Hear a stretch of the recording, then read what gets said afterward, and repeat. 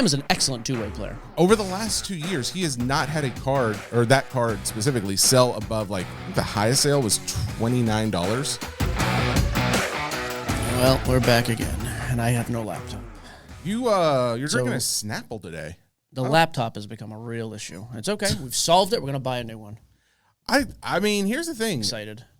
I think it'll be an easy fix. I think a laptop will help, but I do think that tablet, your iPad, Tablet's trash. Touchscreen's garbage. Oh, my iPad. But I need a big screen. That's fair. I get Plus, that. who knows what type of hobby nonsense your dad's? The other thing I started thinking, I was like, oh, he's using this for his pervert lizard crap too.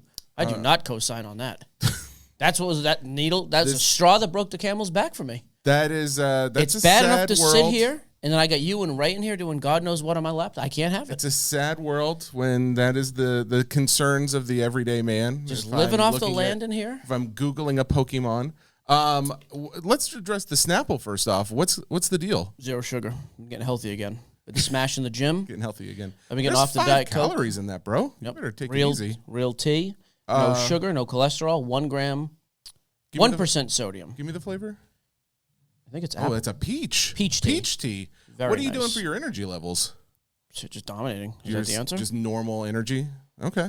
Yeah, killing it. I'm excited. I mean, literally just dominating. Literally every way I could dying. think of it. Yes. I've got a number of things. Okay. I don't know if you've got anything. I know we've got that guest. I have the 2 guests. Sasquatch. Wait, 2 guests? There's double guests now?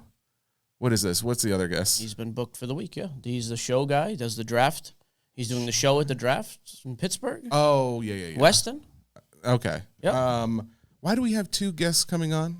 Here's the thing. Let's go ahead and cancel one because it doesn't, there's too many things to talk about. Let's start with Rebecca. Cancel the guy. Just cancel him. Just bail on him. Just say, hey, we had an issue. Mike's mom died. Just say something. Rebecca, can you cancel on him? Just say, hey, I screwed the pooch. Blame me. I mean, here's the thing. Real? I mean, we are recording it, so he will hear anything that we are saying. You're invited back, Sasquatch. I apologize. Yeah, let's just do it another time. Didn't realize there were 2 guests on the same day. Oopsie. There was an oopsie daisy. A good thing, though, he's probably got that Riverside figured out now. So. That's good news. It's really good. Also, I don't know his name, so it's hard to apologize and just say, sorry, Sasquatch, but I'm going to do it anyways. So. You could say Yeti or Great American Ape. I will not say either of those. Okay. Yep. Either one. All right, we'll push him. And we pushed Weston. So Weston has a card shop, Oak City. I think it's Oak City Sports Cards.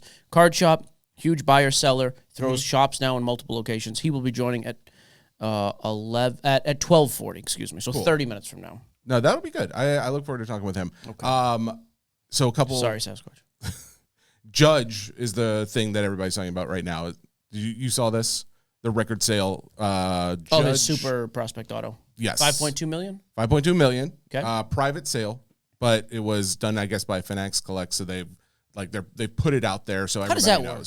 So it's like, I guess it's a brokerage. If someone wants to buy a card, they've got access or they know people who have it, and they. It's not really private though. Didn't they just buy it off Finax Collect? No. That's the thing. I don't think it was like listed on the site. I think they knew who had it and that they were maybe willing to move it, and then they knew somebody who wanted to buy. So how do I know what they paid for it? Well, didn't have the transaction never happened on paper anywhere. Well, I think that's the thing. You got to. If it is anything like what happened when we sold that Mickey Mouse, that quad auto card that I pulled for $30K, when Card Ladder posted it on their site, before they would do it, they had to have records of the sale. They had to have records of the person who offered it, the people who agreed to sell it. There was like a number of things that they needed before. Is this on Card Ladder? Well, actually, I haven't double-checked yet, but it was. You got the computer. I will say that when I was talking to Christina at Card Ladder, these were all the steps that I had to go through to get it added on there. So I assume they have all the records. I'm going to check Card Ladder. But I want to see if the judge got on here. Let's go ahead and assume they're not lying to us, that there was a $5.2 million sale. And it is on Card Ladder now. I can confirm. Okay. So, yeah. Okay. Excellent. That's what I was asking. Oh, I thought you meant the Disney card. I apologize. So at this time, the $5.2 million, the last time that card sold was May of 2022. 324K. Yep, 324,000, 1,500% increase. Not too shabby. I mean, he's won multiple, 2 MVPs since then? Here's a question for you. Modern, not ultra modern, because ultra modern, does it matter anymore? Does it have to matter? Because everyone keeps saying it's the highest modern day sale or modern day card sale. So I Googled. I was like, all right, what is the definition? Is anybody defining this strictly what is modern day? And there's a few that say like from 1997 to today. And then there's other modern, like a modern card. So what do they say? It's ultra modern. They don't even have it. Yeah, it's like vintage and modern were like the two comparisons. 2018 is like the ultra modern for me. That's when print runs took a huge jump. 2018, 2019. Yeah. We started seeing things like massive increase in printing. But then so this to me is a modern card. And I feel like we've had the conversation too. It's like I feel like you have to at some point start moving those dates forward, right? Like in 2050, you're not gonna have a modern card that started. Correct. Yeah. You will definitely. Yeah. So I think the point being, it's not a mantle. It's not a Wagner. Yes. It's just like a real, like actual, living playing person. I've pulled all modern sales. Okay. Would you like to guess, or do you have any idea which other cards have sold? I mean, the Trout sold for $3+ a couple years ago. So the Trout's probably next the biggest. second. Yeah. Yep. 3.8 million sold in 2020, August 2020. Which is funny that it was actually August 2020. That was the last. I mean, and these are all baseball. The boom too. These are baseball, not basketball or football. But I mean, for the most you've got to have part, some. I mean, the Skeen sold for $1 million. Skeens is the third. Sold. I'm sorry. Excuse me. He's the fourth. 1.1 million. You could probably have an Ohtani up there. Ohtani. That one just sold in December. Was that the Logo Man thing? That was the gold. What did that sell for? $3 million. So that's number 3. Skeens is 4, and that's it. Only $4 million modern cards in baseball. Or is there another one? There are 5, 6. So there's 2 more, because Skeens was $1 million. Yep. 2 more modern baseball cards. I mean, Ohtani again. There is another Ohtani at 6. It was the 2024 Topps 50/50. Oh, that was also March of last year. That 101 thing, right? Yeah, it's a little less than 1.1 million. Okay. And then there was one that sold for $13,000 more. And it was in October of 2022. And it's not Ohtani. It is not Ohtani, but I've got a feeling you could guess. Judge. No? Skeens? No. No, 2022. Wouldn't make sense. Oh, you know this. It's my boy? Griff? No. He's never had $1 million card. No.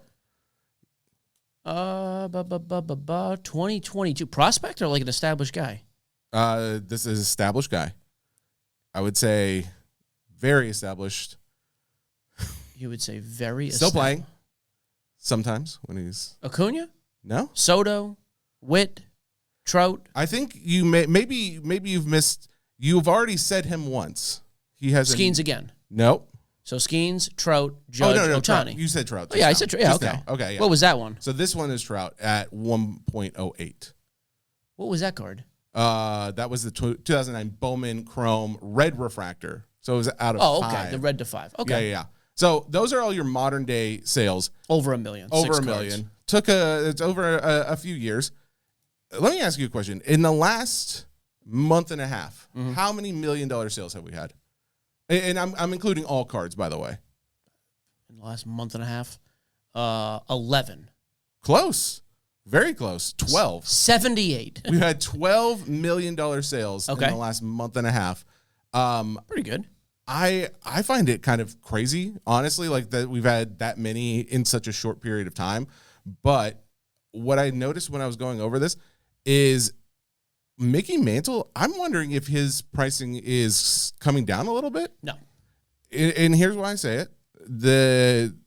When I was looking through these, there was a card. So we have, like I said, there's 12 that have sold this year. In fact, since January, I think 23rd, there have been $12 million sales. Okay. There was on February 28th, so just a couple weeks ago, you had a PSA 8 Mickey Mantle, 1952 Topps, sell for $945. All right, $940. Okay. So $945. I pulled up. Sale. Yeah, so that's the thing. I pulled up. I was like, man, $945 for a PSA 8. That seems low. I checked his last sale, December, sold for $1.5 million. That's a 1952 PSA 8. You said? Yes. 1950. Now, granted, hang on. I got to type on the phone. Little freaking buttons. So take it easy. I'm as you type, I'm just saying there are not. I mean, these sales don't come up all the time, but over the last, call it 2 years, there's been 4 sales of that card. The one before that $1.5 million was 1.02. That's an ugly. By the way, the one that sold February 28th, that is an old label PSA, and that is a crazy off-center card. Is it really? Oh, are you looking at it on Card Ladder? Oh, it doesn't show it. Yeah, it's. When did it sell before that? So the last one was December 19th. And that one was 1.5. Yeah, new label, dead centered. Yep. Okay. Makes a huge difference. And that's kind of my thinking. That's not the there must have been something with the card specifically. But then I pulled up PSA 8, 7, 6, 5, 4, 3, 2, 1. I pulled up all of them right down just to see, like, is this something going on with any other cards? I noticed that the PSA 3 mantle, there was one that sold in February as well for $90,000. But then you have a PSA 2 that just sold for. Oh, actually, you know what? I was looking. They had PSA 6s are up. Oh, they had it out of order. So actually, you know what? The PSA 2 just sold for $98,000. So, if anything, it's just that instance. I thought I found multiple instances where it's gone. Oh, you know what? Yeah, his market is up across the board. There's a PSA 4 that just sold. September was 192. And then October went to 96. But that 192 seems way out of whack because all the other ones were like 70, 70, 90. I don't know how that one sold for 192, but there's one listed for 192. Ultimately, the mantles don't seem to be going crazy higher. And in some cases, like we're just talking about, there's a couple that have gone down, but I don't think that's... Yeah, we're not talking apples to apples. Well, those two cards are not... Actually, I don't know. The PSA 7s also... So there's a 7 that sold for $457. What is the point of this? We're doing a lot of numbers now with no actual I'm saying overall, mantle, actually, now that I'm looking more, is going down.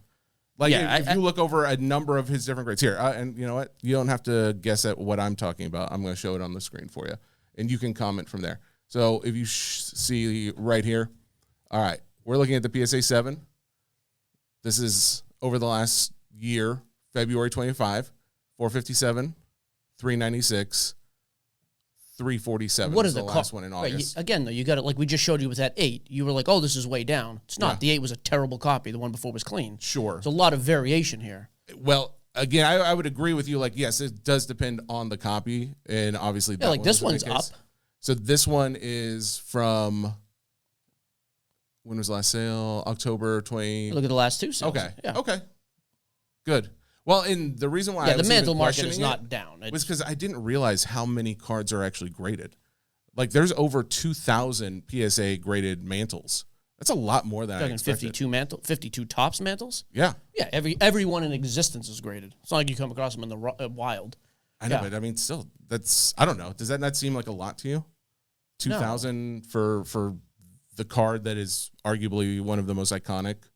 No, that seems. I mean, I think I'm actually surprised there's not more than a couple thousand because everybody who has one grades it. It's not like it's so rare that it doesn't come up often enough. Yeah, but again, you're talking. There's 3 gems. There's but his market, by the way, just to be clear, is up across the board. As in all the goats are the last year. Like, well, that's what I thought. Until I saw that last one, and then that's what sparked my question of whether or not he could be dropping. So obviously, Judge Sales, big news. The BAM hitting Adebayo points. Did you check pricing on him? No. So BAM's great game, second most points scored in the history of basketball behind Wilt. Allegedly, Wilt, notorious liar. So hard to say. Wouldn't there be proof of that because he scored 100 points was his record. You ever seen any game footage? No. Has anybody? Okay, where's the proof? Somebody did. I'd love to see it. Your trust level's at an all-time low. Didn't love trust to see in this $5.2 million sale. I don't like it as a private. It's just weird to me. Why are they facilitating private sales? If you're doing a sale, actually, I don't if you look understand at that email, we got a marketing email about it, and it was like a point in there that says that is a feature that Fanatics Collects does. They will facilitate private sales for big cards. Okay. So, yeah. I mean, I'm not doubting. I'm just it's weird. I don't know. I've scratched my head a little bit about it, but it's fine. I'm not saying it didn't happen. I'm just surprised. You'd think like that you'd want to be much more public. Usually when these big cards sell, I think it's at an auction house or it's somebody we hear about it. Well, I think if it's a private sale, then that's exactly what they're doing is they're making it public by sending this out. It's been on every, I don't know, like I saw Top's YouTube page, then I saw like several other news outlets, SI. There's all articles everywhere about it this morning. So I would say they're doing everything they can to make it public. But since it was a private sale, there was no There's nothing else they could have done. I mean, again, usually we see a buyer, but it's fine. It's just interesting to me. It'd be like Golden saying, "Oh, I just sold this card privately for $2 million." It's like, well, you're an auction house. Why didn't you just auction it? I don't think the people wanted to auction it. I don't think that's Yeah. Bowman. I'm sorry. The BAM hit 83. I looked up his pricing. If you check your closet, people, anybody who put this card away, go ahead and pull it out and sell it right now. His PSA 10 2017 Prism, it was selling for $20, less than $20. Mm-hmm. As of March 10th, I believe is the day of the game. I think this happened maybe during, or it could have happened after, but it sold for $53. And then the next day, so yesterday, the 11th, sold for $86. I wonder how many of those are. He's 20. So that's an example of a guy who's 1 year early. 2017 pop counts are not anywhere near what they were like the year later. So I bet that pop is relatively low. It's not bad. I mean, for a 10, there's only 1,300. Oh, okay. Yeah, so there's 1,300 of them. There's not a ton. I think Josh Epstein reached out when it happened. He did point out that's not the Epstein. Not just making sure. Is what we're saying? That is, yes, you are correct. Okay, not the same. Thank you. He had won 2 gold medals. He's been to a finals. Josh Epstein? Bam Adebayo. Yep. Yeah, different one. Bam is an excellent two-way player. Well, excellent. Has been for a long time. Very good player. Over the last 2 years, he has not had a card, or that card specifically, sell above, like, I think the highest sale was $29. Have you ever heard his name before the other day? Oh, yeah. Yeah, I mean, back when we first started the pod, and that's why I was like, why? And that's where I started questioning. I was like, why do I know him? And I'm shocked you've heard that sales. Name. Well, if you go back, look back in early 2021, late 2020. Okay, he had sales of that same card do $500, like of his base card. He was very big at a time. 2020 a few years ago. That would have been the year that was the championship run. That's when they played the Lakers. Oh, okay. So right? Yeah, I'm pretty sure that's correct. Yeah, I mean, we talked about him a number of times on this show. So yeah, it was one of those where I don't know about a number of times. Like Bam has never been a number one option on a team. I think we could go back. I bet you would be surprised at how many times you would have mentioned him, because I think he was like one of those that would come up in conversation of like who is a buy or maybe even a sell at different points during that early time period. But yeah, that's I guess, man. I just don't remember. Yeah, like he's never been like a. Yeah, you're right. His Prism in that year we're doing $900. His silvers are up too. That's what I'm saying. His silver PSA 10s we're doing $1,000. Yep. So why? I mean, that's the thing. I guess if he scored 83 points, he's not a terrible player. No, he's a good player. He's just not anybody I would ever buy. Like, not somebody you would think to buy. Sure. Like, I don't. Again, he's not a household name. We haven't talked about him probably since 2020. Yeah. But I mean, that's fair. I honestly don't remember. That's what I was thinking.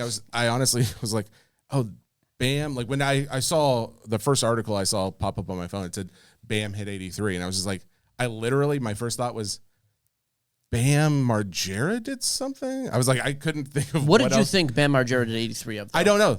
I was thinking, I was like, what did he do 83? He 83 set a record. Ollies. He did 83 bumps of heroin. No, you don't bump heroin. I don't know what you bump, okay? I'm a novice. Little Tootski. Hey, now. So, anyways, call Papa Joe. Check your Bam Adebayo collections, God. people. 2017. There may be a little extra cash sitting there for you.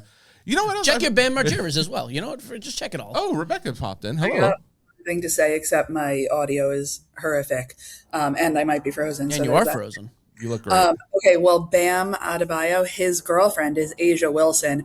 And really? The WNBA. Multiple MVP winner. Yeah. Yeah, exactly. Everyone's saying that, like, the WNBA being on pause is, like, giving him her superpowers. Like, they're just transferring into him.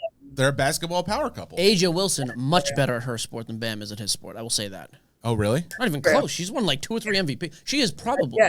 I don't think it's close. Asia, I knew, like, the fact that I know her name means she must be decent in WNBA. I think she's probably.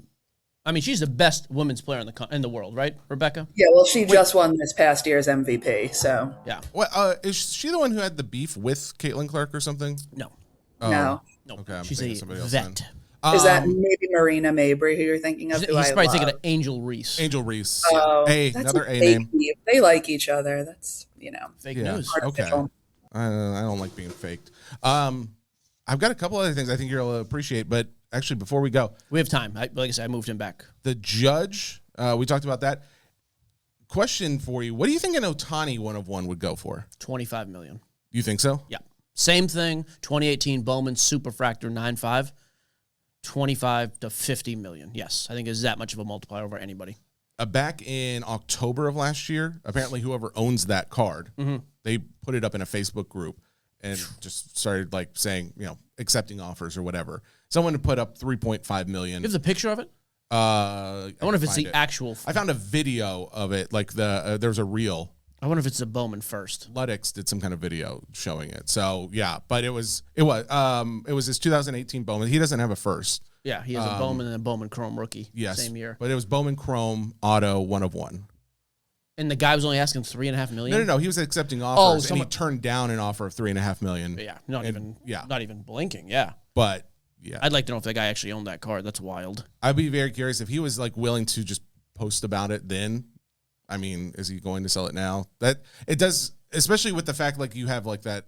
I keep thinking about that Kevin O'Leary comment on like CNBC or something talking about there's a card that's going to stun you coming soon. He kept saying like $50 million. He is a vomit. By the way, what a puke! It's cringe is the best thing I can describe him as. I think puke is even better. Oh, he's just like it's like, dude, you're loaded and you're like walking around like you're 20. He's like bragging about his money. Isn't he like 70? He's older. Yeah.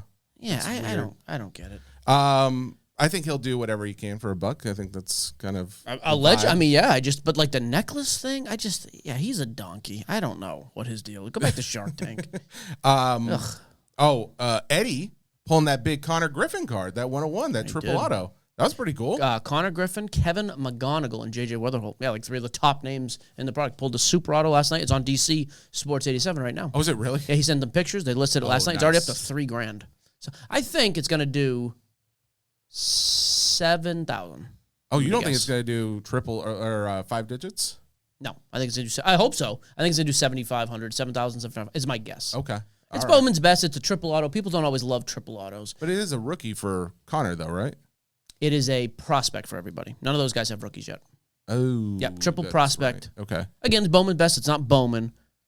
I would be happy with anything north of 5. And the 3 guys who hit it, 3 different owners, obviously, because of the team. Sure. They were like, hey, just consign it. Otherwise, you have to random that, which is miserable. I'm glad they did that. So, absolutely. Yeah, Bowman's best is unbelievable. We ripped, 12, 13 cases yesterday.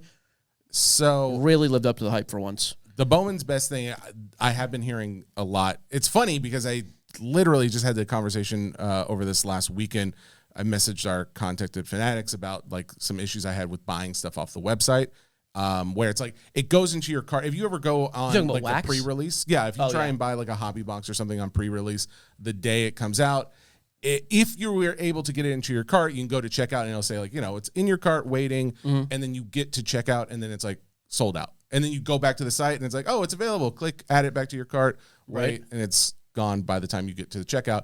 This was something that he agreed with, like this, if it's in your cart, it should be there when you go to checkout. It's the bots, bro. It's the bots. Well, I think there's a bigger issue probably at hand, but it's funny because I said, I didn't want to make a big thing of it because if I can at least bring it to their attention, hopefully they can do something to fix it.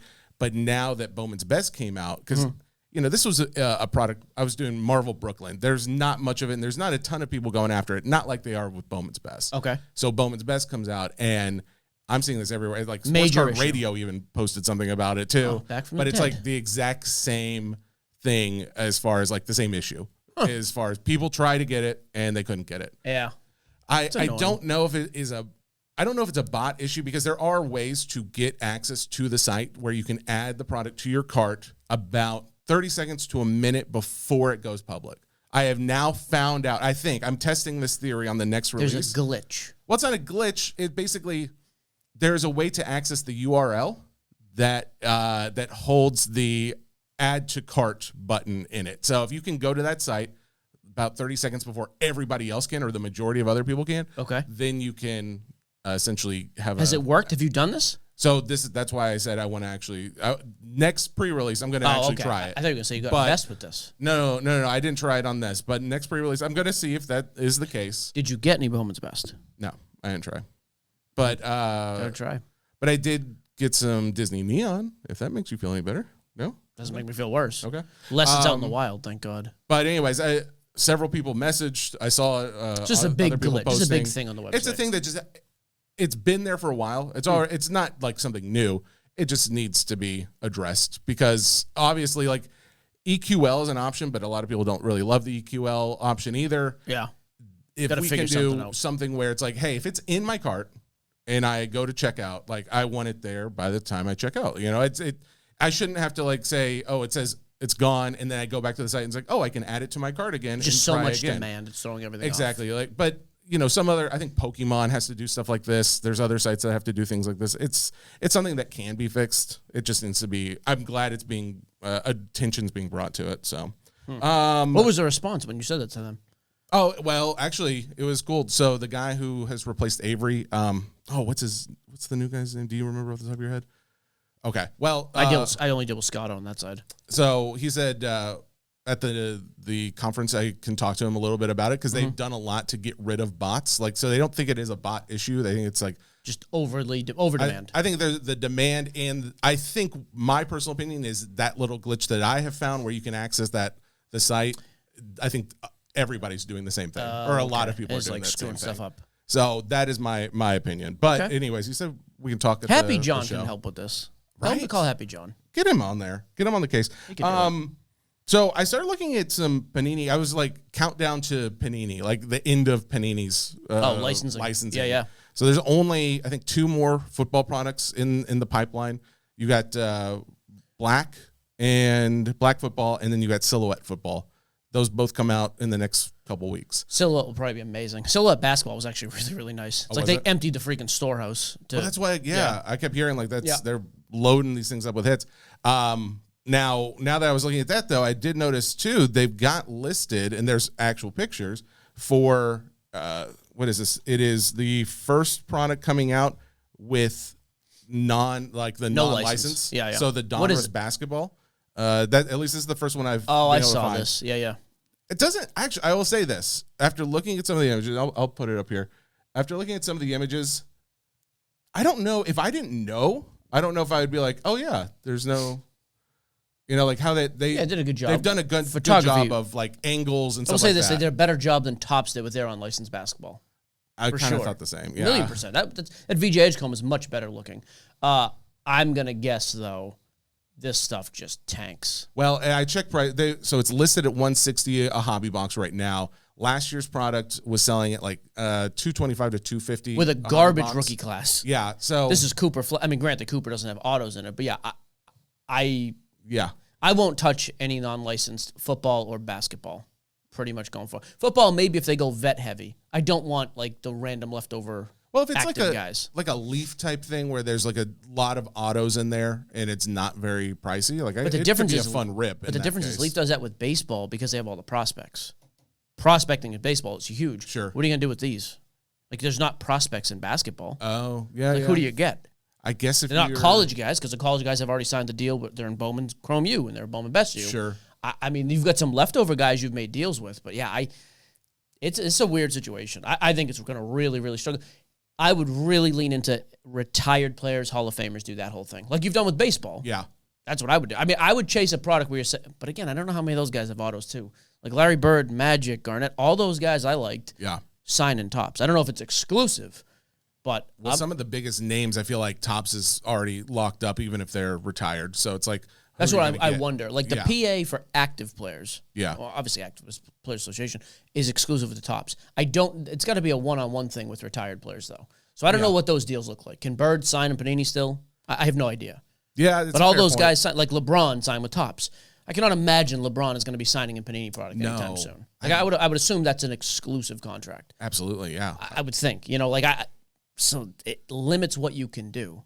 The thought of a vet-based product is very cool, especially to me because there's no hype around vets like there is around the new 22-year-old who scored 60 points. Yeah. I'd be in on that. Like a product with just Griffey and just Frank Thomas and Sosa and maybe a Ted Williams jersey. I'm in. Yes. But I don't know you're going to have that kind of buzz with football and basketball. I think it's going to really, really struggle. I think they're probably leaning more into like WNBA and maybe a couple other licenses that they've got. I saw like they got some other license for some other obscure leagues here and there. But yeah, I also do think what they should do is lean more into find an IP in the non-sport world and go after that go down that path as well, because I don't know what they do on the sports side. Because like you said, like baseball, I would assume will still do fine, but I basketball, football has been their bread and butter. I think it's going to really take a toppling. A tupling, I think is how that's not a word, Jesse. Tupelo, Mississippi is a thing. All right, most expensive magazine sale has occurred. It sold for $229,000. It was a PSA graded one. I think it was a 9.4, maybe 9.6. I can't remember. I didn't write it down. It was an SI magazine. Okay. Fun fact. Any guess on who was on the cover? It was an athlete. I couldn't care less. I'll say Michael Jordan. It was Michael Jordan. Yeah, there you go. You could try to care. No. About magazines? Absolutely not. November 1983. It was the cover. He was still in a Tar Heels jersey. But yeah. Oh, really? Yeah, it was his first appearance, and it sold for $229,000. 1983. Yes, sir. Dang. And what did it sell for? 220? $229. I mean, that's the thing. Like, I think it's interesting because there are more and more people grading some of these magazines. I'll say this. I have kept my PSA. I get the PSA non-sport magazine. I keep them all in the cellophane plastic now, just because I'm like, I don't know. Maybe I do something because they're popular. Really? They're already popular, and they've got variations to them, like cover variations. Yes, so there's already a collectability factor. Yeah. So okay, that's probably not the worst. But yeah, I don't know. Are you paying for the subscription? Yeah. What's that cost you a month or a year? Well, you get. I think you get it when you pay for like the Pro or like PSA Pro or whatever it is. I don't know. What does it cost you? I think it was like $200 a year. For the year. Yeah, really? I think so. But you get like other like grading discounts and stuff like that. Have you used any of them? When was the last time you graded with PSA? I've graded a couple Pokemon and a few other non-sport cards. I've sent. Really? Yeah, but I actually haven't done anything in the last few months because I kept thinking like, oh, we're gonna get some free ones. Sure. And we haven't gotten those yet, so I've been waiting. But interesting. Yeah, I send off a few things every. I didn't know you did. I had no clue. Are you sending them yourself or you to a bulk guy? If you'd asked me about my life, you would know more things about me. I just did. You know, the last time I graded was? SGC. I don't know. It's probably been a long time. 1964 Sandy Koufax, like 2 weeks ago. See? Oh, did you? If you asked me about my life, shut up. I didn't want to know. So wait, you sent it off to PSA? I did. What's it? What service did you do? Like the normal? Cheap service? Yeah, it's going to take months to get back. It's a 64. Yeah, it's not like it's... I mean, fingers crossed he dies by the time he comes back, and then win-win. That's the hope, yeah. Bye-bye, exactly. Sandy. That's a joke, people. Take it easy. Although if nature runs its course, there's no reason you can't benefit financially. Let's see. I think I got one other thing here. Perfect. We have a guest on in a second. So perfect. The only other stars thing was, are aligning. I saw this post from Lameme James' account. The Donruss Downtowns. I didn't realize. I knew they'd been increasing as far as like how many they had put out. The print run. Yeah, but he compared the graded ones from 2018 to now. Apparently, in 2018, there's 518 downtowns that were graded. Okay. And in 2024 product, 34,000. It's just... That's more. That's a lot more. I bought my first downtown. I don't remember the last time I bought a downtown. I bought one like an hour ago. Did you really? Eli Manning, Jackson Dart, dual optic downtown. Oh, that's cool. And an Ashton Janty uptown. Did you buy these like to resell or for yourself? Oh, okay. No, I hate Eli Manning. I don't care about Ashton Janty. I was going to say, I didn't think you were... I got a good price. I got them for $1,100. Those duals sell for stupid money. I'm tempted to keep the Jackson Dart. I wonder what they do in the offseason. Oh, really? Make good coaching moves, maybe. I don't know. Okay. Could be something there. We'll see. Okay. But in general, though, it's for the eBay Live stuff. I've been buying I got a guy coming to the house tomorrow for a lot. I think it's going to be probably close to 6 figures. Did you guys know that this episode's brought to you by eBay Live? Zing. There's a big show. Becca's texting. I'm going to get... He's here. Okay. I just texted her back. Give us 1 minute. Yeah, I got this guy's driving down from Kentucky. I think that lot's going to be, if not 6 figures, close to it, I think. I actually moved up my trip on the 26th of March. We're doing the live event with Andrew Jones at DC Sports, just on eBay Live to sell. Mm-hmm. Earlier in the day, I'm going to a guy's house, and that's going to be for sure a 6-figure collection. Like, there's some massive, massive pieces there. Wait, these are 2 different 6-figure collections? Guy tomorrow, guy March 26th, and then I'm meeting a guy either the Monday we get to Phoenix or Glendale, wherever we're going, or the Thursday. I booked a later in the afternoon flight, and that's a massive, I'm all in on the single stuff, man. People are, the singles market is it all graded stuff? Or a lot of graded stuff? Some yes, some no. It's just a ton of stuff. Do you know for sure if you're buying them yet? I would say for sure 2 out of the 3. Really? Almost guaranteed. I think the third is probable too. Yeah. So yeah, I've just been buying to resell everything lately. Just going absolutely crazy. I am curious. What do you keep this all in the house? Like, are you? Oh, because I mean that's a lot of cards, right? I mean, some of it, like these collections are not nearly as the 50,000 collection thing was like hundreds of thousands of cards. Sure. I'm guessing these are going to be. I mean, the one from North Carolina, like 75 cards. Oh, the one coming to the house, I think, is probably a few hundred. But again, it's a couple Zion cases, nothing crazy. Okay. The one out west, I don't know much about yet. Gotcha. We've got to talk, but I don't know. Like the eBay live shows are getting bigger. Like we're doing 10 to 20K a night over there now in singles. So Really? it's like you got to keep up. And I still have people sending me stuff on consignment, which is great. Yeah. And this is actually kind of a perfect spot for me now, where I have so much stock. It's like, okay, this guy's hot. Cool. Me and Tim will go through and pull out.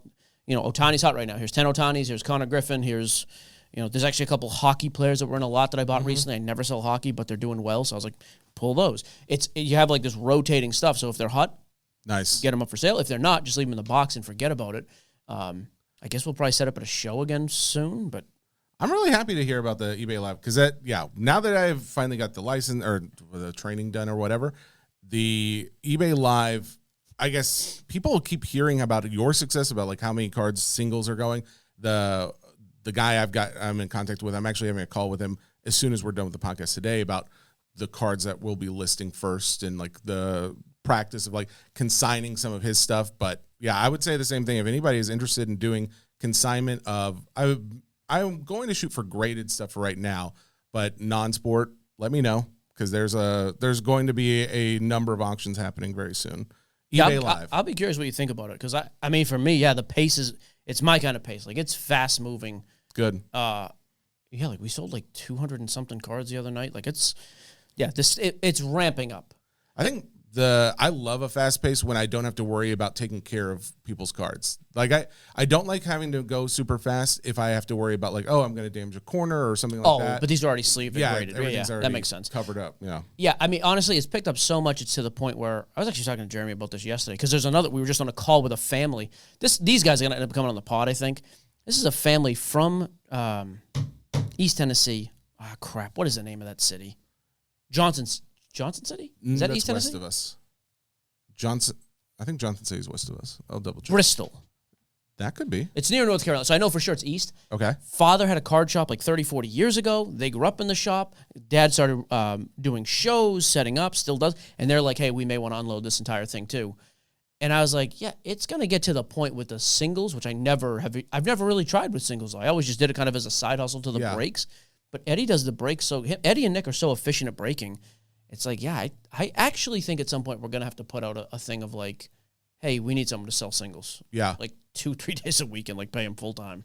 Which is weird. I didn't think we'd come across the inventory, but awesome. It has been coming. So hopefully. By the way, Johnson City is out.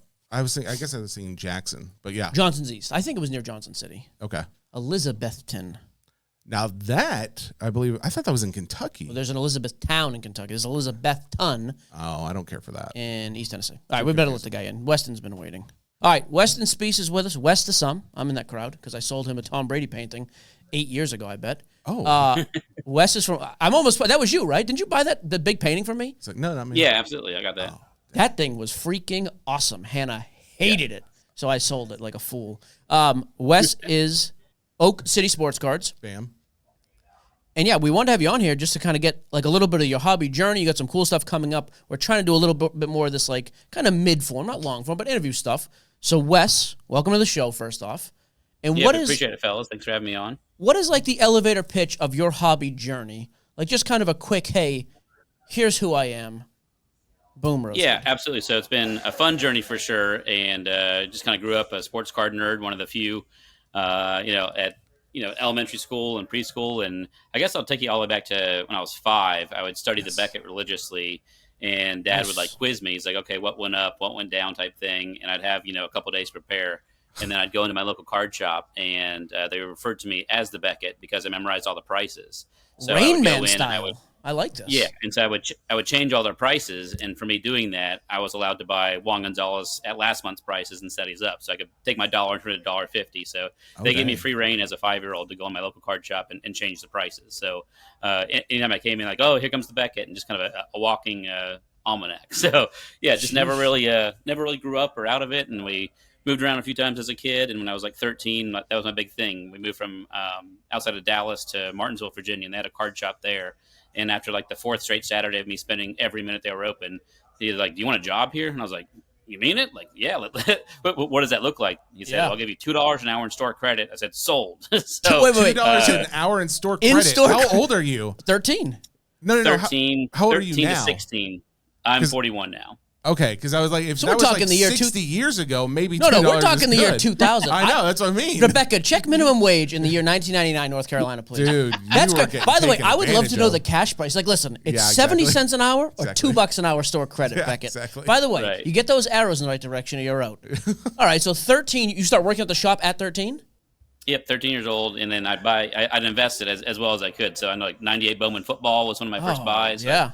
I'd buy the Chrome, I'd buy that, and I was like very smart with it. So I turned my $80 into 130 and just parlay that. And I was just, I was definitely a collector, but I also like the flip stuff even back then. But I think by the time I was 15, I was running the shop, and I'd order supplies and handle the phone, and there were times I was in there by myself as a 15, 16-year-old, and continued. They actually had like a poker game, every Friday night, like in college, so that there'd be, once a month I'd come home and play poker at the card shop after hours on Friday, and just stayed in touch with the guys and went to school to teach. And that same card shop came for sale a year after I started teaching, and my dad's like, "You should buy it." I'm like, "Well, I don't think many parents would say that." What year, by the way? You can always go back to teaching. Give me the just kind year of at as a this point. fallback. Give me the year at that point when the shop's up for sale. What year are we talking roughly? 08, 09. Oh, okay, so a while ago, yeah.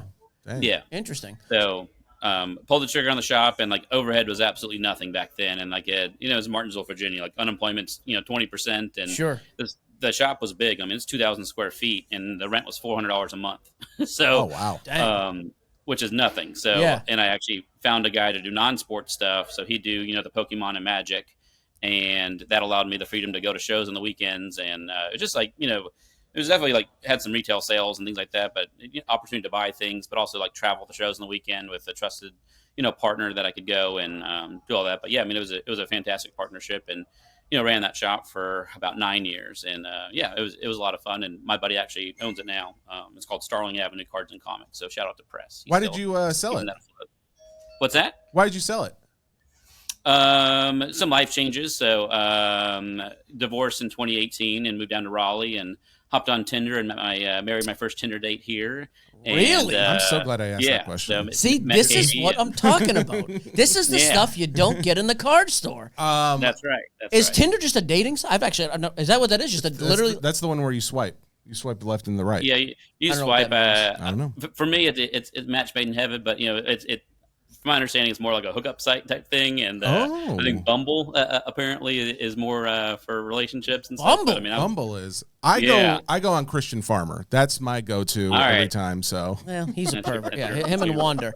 So you met your wife. I've actually never met somebody who's met their wife, and I've met your wife before at the shows. I'm pretty sure a couple of times. You guys Yeah, seem like a happy absolutely. couple. This is a real marriage. Yeah. dear God, get off the 3 marriage kids later, part. I and like 2 this. businesses later, we're here. So She's now, running the shows, by the way. What, That's why I bring this up. She is in the business. Well, and so is that yeah. the thing you do now? Like you guys are just traveling to shows? Is that your main business, or where did that go So after you sold? probably fast forward to like late 2019, she's like, "You should open a shop here." I'm like, "You're crazy," because overhead's $4,000 a month. But then the boom happened, and anyone with good cards had great cards, and I saw equity in cards boom through the roof, and I was just like, I'll try it. But I mean, I've never had like a full-time employee or any of that. And she's like, just trust me. And she often reminds me what I'm good at and what I'm not good at. So strengths and weaknesses. And that was 2020, 2021. So we've had the shop now for, I guess, 4.5 years now, and going strong, and have 2 or 3 full-time employees and probably 5 part-timers. But yeah, so we do obviously a lot of business in the shop, but also traveled a lot of shows as well. So yeah, you guys are at shows. How many weeks a year would you estimate? Because you're at every show I've ever been to, pretty much. Like less now with the kids. I mean, I've got a 5-year-old, 3-year-old, 1-year-old. So luckily, the right-hand guy Holden is able to go to a lot of shows. I mean, he's probably at 25 to 30 shows a year. Okay. For me, but I mean, me personally, I'm probably at half that. And then So, you've also now got into throwing your own show. Because that was one thing I teased Jesse about. Like, you're doing the show in Pittsburgh. But just kind of before we get to that, what was Actually, back up a few more years. I had one other question before. Have you ever had a real job then outside of cards? Because you said you went to college to be a teacher. Did you ever? I taught for a year. I taught for a year and actually worked at a off-track horse betting site. OTB? Oh, yeah. Oh, where's Papa G? Are you looking for my dad needs work. What do He's you a think big about listener of the Keno? show. Are you Okay. looking to hire? I actually did job interviews with my dad this week. Filled out applications. I heard about it. Dad is going to be working, but if you need collecting, you say the word. Okay. Okay. So you're Yeah, working we'll there talk for a about year and then right to the Yeah. shop. Yep. And then the card shop came for sale. Dad's like, you should buy it. You'll be good at it. You're passionate about it. You know what you're doing. And, Sure. put myself mostly through college. I guess like back up to 2002 rather. It was my first show ever at Chantilly, and I'm set up. I'm 5'5", 120 pounds, and set up with my dad, who knows nothing about cards. He just agreed to go with me, and then I think I did like 11 grand in cash that show as a 17, 18-year-old. So just handed Dad all the money. He's like, here's for the first year of college. He's like, great, thank you. I didn't expect that, but thank you. So, but yeah, so it just kind of hit the ground running. So never really got out of it. Weston, can I ask you, now that you set up at so many shows, are you one of these that is setting up at like a big booth, or are you like 1-2 tables? So the national, so I've set up at been to every national since 2010, and that's obviously a booth. So I set up with Dimitri and Goat Sports Cards, and we both have a booth. But usually, with our shows, we usually have 2 to 3 tables, and with the storefront, it's tough picking and choosing inventory. We can't rob the store completely and bring everything, so you kind of pick and choose some things. But at the majority of shows, we're there to buy stuff. I have the outlets to sell it, and it's just presents a challenge now. Just buying good stuff under the money and sometimes I just find myself doing boredom buys. I'm like, why am I paying 90 to 100%, at shows when I can buy a shop at 80, 85%. So, present some challenges, but it's fun, but it's hard to not spend money. It's kind of a sickness. So, Yeah. Well, and the reason I asked that question is I was talking to somebody, when I went to the London Card Show recently, some of the guys who were at like the smaller single tables, they were saying they weren't really seeing as many sales. I talked to some of the guys at the bigger booths, and they're like, oh yeah, killing it. That was one of the things I was curious about other people who set up constantly at shows. Does it matter if you were dropping the money for bigger setups or like a 1-2 table booth? Yeah, I think presentation's everything. So I think people will attract what you put out. So if I put out a lot of vintage stuff, I get vintage stuff that walks up.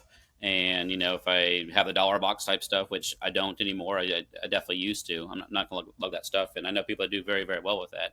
But I think, big cards attract big cards, So, and by the same token, I'm doing the same thing. I'm not showing, if I'm walking around with a 2-row of good stuff, I'm not going to show it to a guy that doesn't have a $20, card in showcase. Gotcha. So, I think it just attracts that. And then I know I've kind of taught my staff over the years, and if it's slow, a lot of times I'll come out from my booth and go out the other side and start looking at cards, because people attract people as well. So we'll do that if it's slow, and then I'll just start talking to people, and then I'll go back around like, oh, this is yours, and so just kind of a good way to a good little trick of the trade that I like to do. Have you gotten into the content side of things? Because I feel like that's a lot of new guys setting up at tables or at shows. Their table will have a camera or something like that. Do you do content at all, or is this strictly like you are a card guy and that's what your focus is? Yeah, great question. I'm getting a little more into it, and I think as more and more of these people come to our shows, and we're trying to grow and do Pittsburgh. Tommy, can you shut that door real quick? Yeah, shut Dang the it, door. Tommy. Yeah, tell these customers to shut up out there. Golly. I already warned them Tommy. once. One time. Tommy, door or it's over. I'm going to tell you that right now. Dad's coming out there anyway. He's going to OTB and he's going to Oak City. That's right. But yeah, I some content, but it's more for the promotion of our shows, and I'll do recaps of things that we buy and things like that. And admittedly, probably don't do it as much as I should, but even at this past Sunday, my son's basketball game and coaching Luca. Got his first bucket, by the way, so shout out Luca. Oh, Luca. I had a guy come up and said Oak City, and I'm like, Oak City, and he's like, I sold you a Jim Brown rookie 3 years ago, but I watch your content, I love it. So oh, nice. It's kind of cool to see, and probably a handful of times a year I'll get stopped in the airport or something. But no, I'm not on there every day type thing, but I'll probably post 2 or 3 times a week, and showing pickups or telling people things that we're looking for and stuff. So I do want to transition to, so the draft is end of April? When is the draft? Yeah, April 23rd to 25th. So that Thursday to Saturday, rather. Thursday to Saturday in Pittsburgh, and you guys decided, hey, you're already doing the shows in North Carolina. Let's do the show up in Pittsburgh. You got a bunch of sports fans there. What was kind of the thought process there? Well, good.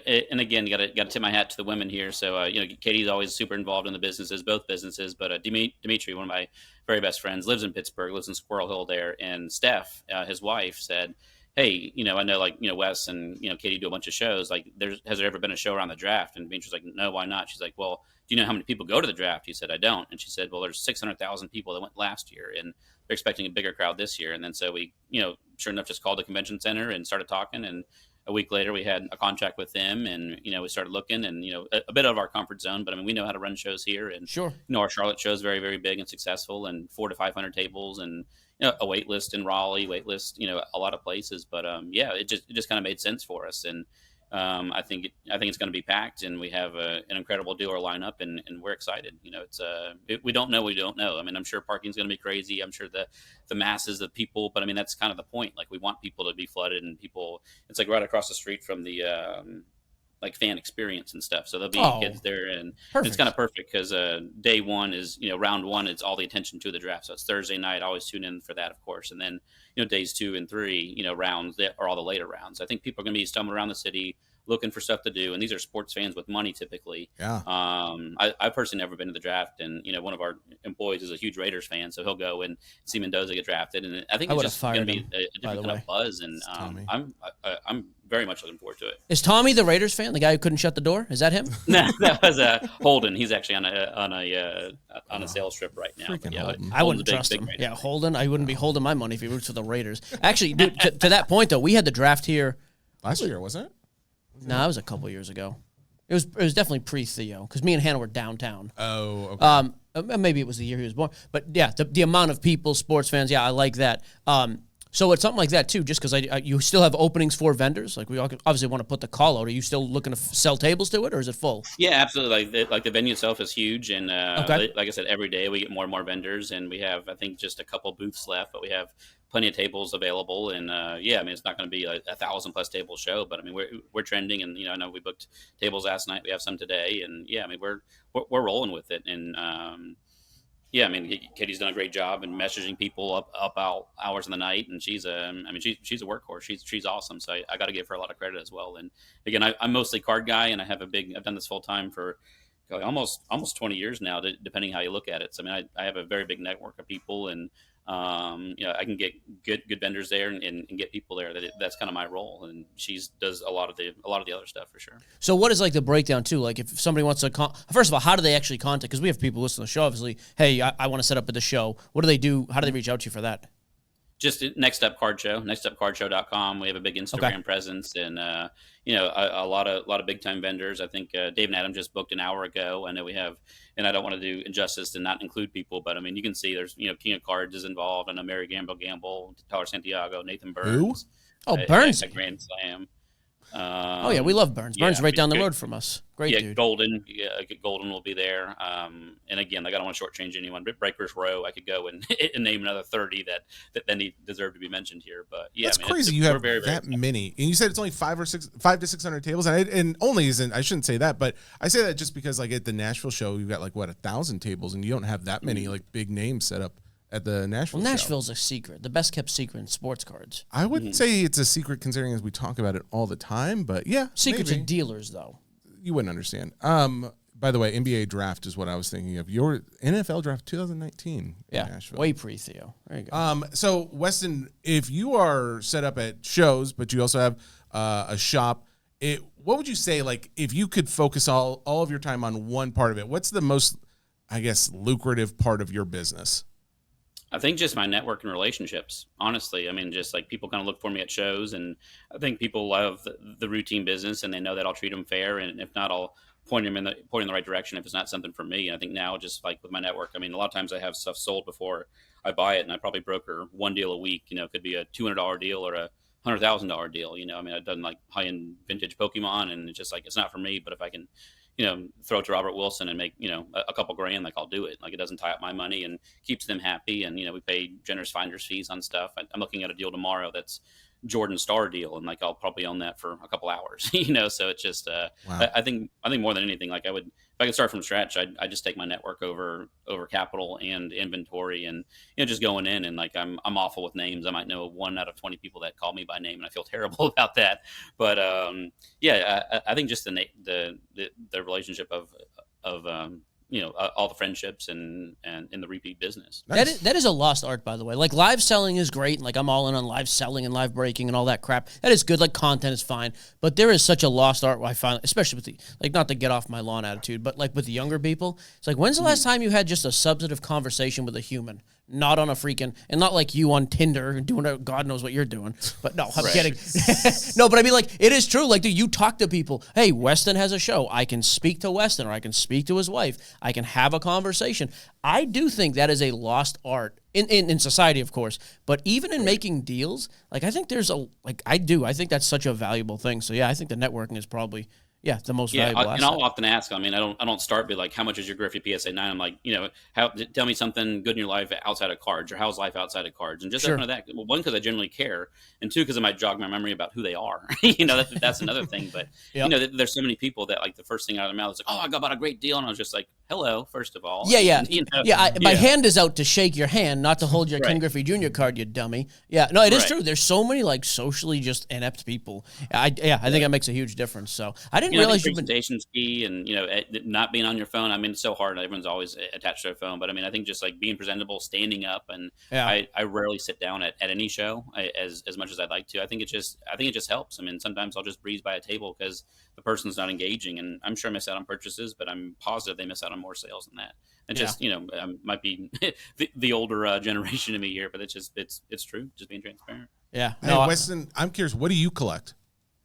Yeah, so I'm a little different for sure. So I probably have one of the biggest Chuck Knobloch PCs out there. So what? Chuck who? Yeah. So do you know who that is? Because I love Dirk as well. I'm a big Mavs fan. Like, want to name my son Dirk, and my wife said no. How about Lucas? That was a good compromise there.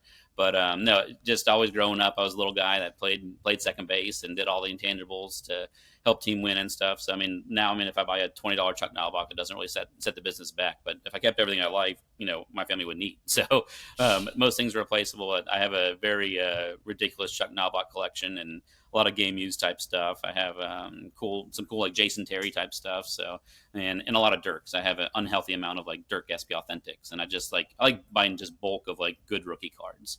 But yeah, nice. so Knobloch and Dirk are probably my two big PCs. First Knobloch collector on the show, by the way. So Chuck was famous, great utility guy for was it Twins and then the Yankees? Yeah, Twins Yankees. Yeah. Twins Yankees, and then famously just got a case of the yips. No, just could not throw. Never got rid of it. I don't remember. Is that when they moved him to the infield? Yeah, so he, I think he was a 2-time Gold Glove winner with the Twins, and they moved him. Twins moved him to the Yankees, right. And it's supposed to be. There's a Beckett actually with Knobloch and Jeter on it, and like best duo ever type thing. God. And he played like decent defense the first 2 years. Yeah. And then, I think he hit Keith Olbermann's mom in the head with a ball, like a live ball during a game. Oh, that's right. Yeah. Yeah, he had 3 throwing errors in one game, and then just like I think his dad or his uncle died, one of the two, and I think that just really messed with him. But then they stuck him in left field, and I think his first like 60 games, he led the league in outfield assist. So he just thrown on a rope from left field to home plate or third. I miss I love Knobloch, still do it. It's not an investment. I buy it because I like it. So that's very cool. Luca, by the way, was our backup name. If we didn't go Theo, we were going Luca. Oh, really? And then Hannah was like, we could even do Luca if it's a girl. And I was like, absolutely not. So Luca if it's a girl. She was serious about that. I was like, I'm good with Luca GSF as a boy. I'm not naming a girl name. Luca's a solid name. Your handsome Luca daughter. Theodore, solid name. Luca for a daughter? Absolutely not. Thinking about it. Well, there you go. So, by the way, you're in Raleigh, right? Oak City is in Raleigh? Yeah, so a lot of people ask that, but I mean, if you come here, there's 80 different Oak City Pizza, Oak City Plumbing, Oak City Brewery. So yeah, just a lot of people think Oakland and stuff, but yeah, I think most people within the obviously North Carolina area, like, okay, that's it, that's Raleigh. 401 Northwest Street. I'm going to be in 105. Raleigh. I'm flying into Raleigh. Raleigh is RDU, is it not? That's correct. Oh, I'm flying in on the 26th. Again, another one of Katie's good ideas. Probably one of the few shops in America that has free beer. So it very welcoming. Whoa, very hang on. You should have led with that. Oh, my dad might be coming. Have free beer and bourbon after hours as well. But yeah, just really get people comfortable. Watch a game. There's projector screen. There's several TVs, and it's a welcoming environment that at my old shop it's weird. Like most people just take their boxes and leave, and I don't like that. Like I want it to be an experience. Stick around. I want to sit here and sleeve your cards for you and talk hobby, but a lot of it's in and out. Like most people don't spend more than 10 minutes in here. Some people I feel like people underestimate like the idea of like, hey, if they rip that in your shop and they pull like some massive card, it's content right there too. You just get a picture. Yeah. It's like, hey, ripped in our shop. Sure. It's the same idea of like people hanging up like the big lottery check signs at the gas station whenever they hit something. Absolutely. So they still cutting checks for that. How do they do that? Is it electronic now? Maybe it's like a Cash App thing. Yeah, probably Venmo. I'm going to be in Raleigh for like 4 hours on Thursday, the 26th of March. I'm going to try to find the shop. I'm coming in. Even if it's not open, I'll go. It doesn't have to be open. I'll just be there. I'll make it open for you. Come on by. What time are you opening on Thursday? Because I got to drive to Richmond right from there, which is like 2 hours, I'm told. Yeah, we're open 10 to 6. Oh, 10 is perfect. I got a collection to look at. Boom, bam. Going right to the shop after. Grab me a few beers for the road. I don't drink beer. You don't drink beer. Nothing says road trip like drinking, though. You know what I'm saying? I do know what you're saying. It's only an 8.5 hour drive there. You could just drive straight there. I'm flying. You know what's nice about RDU? They actually fly direct from Nashville. You cannot fly direct to Richmond. So I will fly direct to Raleigh on Thursday. I will then fly home Friday morning from Richmond, which will have a layover. What airport are you going to lay over in it? I think it's Dulles. Oh, really? Almost positive.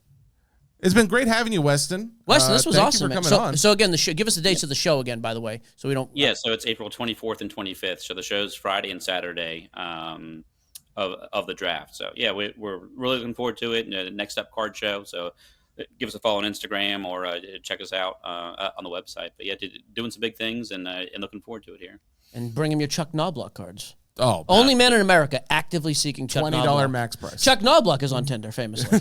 I've heard this about Chuck. Weston, thank you, buddy. Hey, Wes, this was great, man. By the way, do you still have the Brady or did you sell it? I'm very curious whatever happened to that piece. I moved the Brady, and like most memorabilia at shops, it has a shelf life of about 5 years, and I think that did as well. That was such a sweet piece. That was a Justin Ferrano one. Oh, man. Yeah, it was very nice.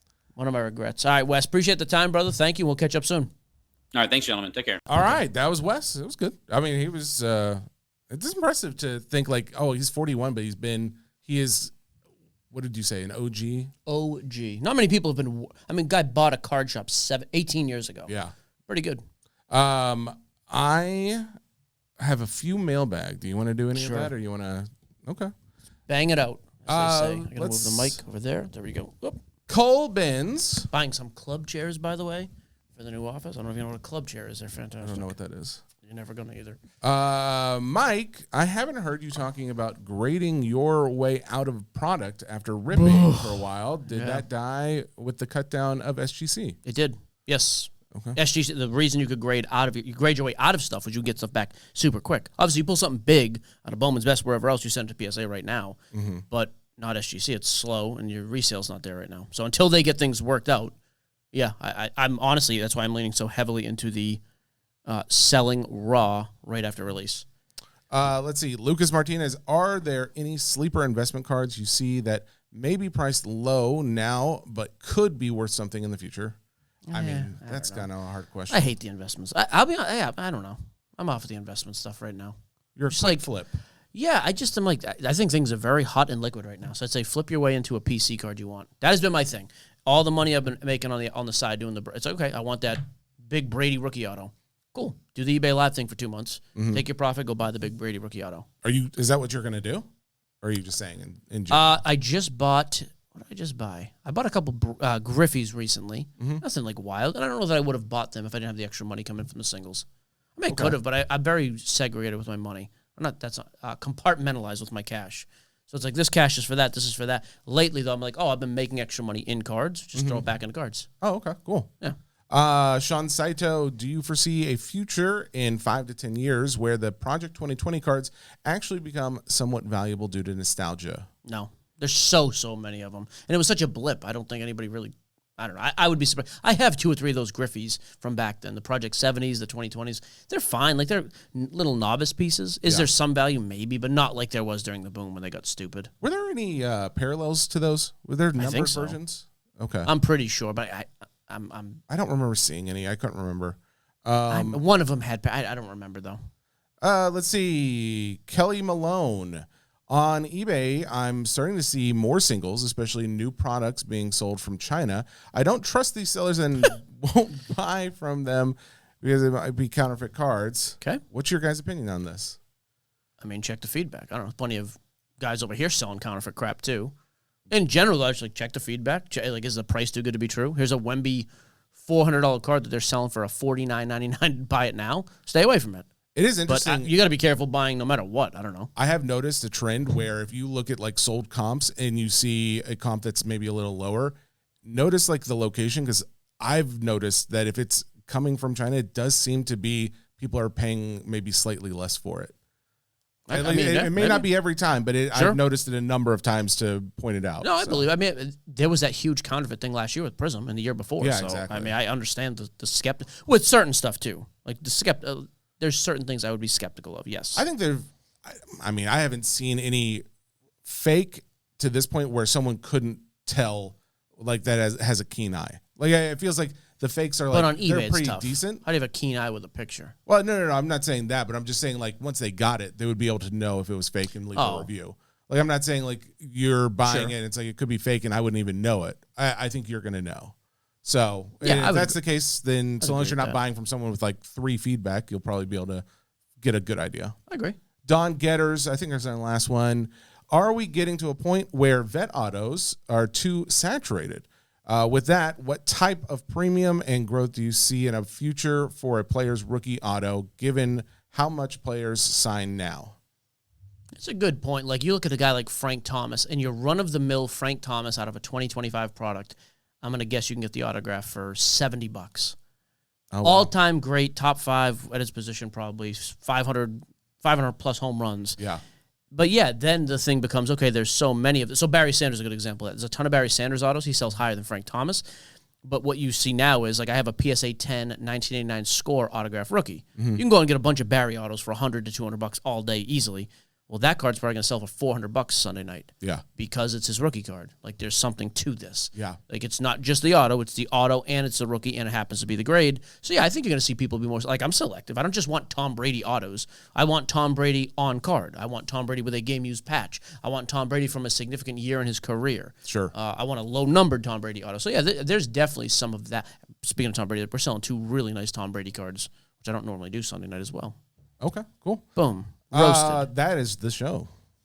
What a show. I think so. We covered Weston. a number of topics. Wes was great. Yeah, good stuff. Well, if Sasquatch, I apologize. I double booked. It's my fault. We'll try to get you on soon. Yeah, so Chris from Card Lighters coming on Monday. I think we've got... Did you have someone on Thursday, or is that next week? When is Tori coming? I think it's a following Monday, because the event is the 26th. I think he's coming in the 23rd. Oh, okay. Yeah, the week of. Okay. Corey from DC Sports 87. Yes. There you go. That will be the end of the show this week. We'll be back on Monday. Good? Goodbye. All right, there it is. Bye.